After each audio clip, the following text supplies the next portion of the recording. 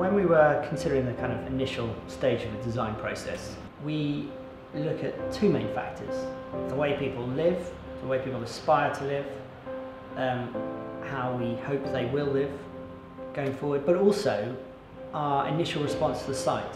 Really looking at the sort of fabric around the site to then sort of help drive ideas that will kind of create an inspiring intervention. We obviously considered the local vernacular, the Victorian heritage, but we wanted to combine that with a sort of a lightness of form and a contemporary architecture. And in so doing, we were looking to sort of mesh these two kind of aspects together.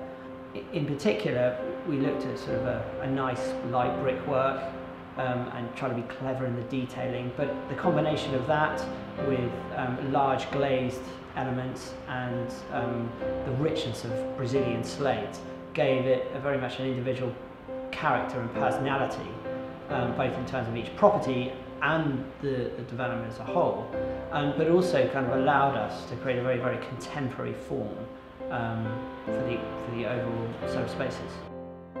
Given sort of contemporary living and how people want to live in the houses, we completely flipped the design principles, and actually so you lived at the top of the house, so that you weren't going through a sort of a traditional format where the main reception spaces were low down. You would actually come up and into the light. We created pavilions at the tops of these houses so that you can almost strip back the facade, strip back the glazing, and actually become part of the outside space. So the inside and the outside really become one.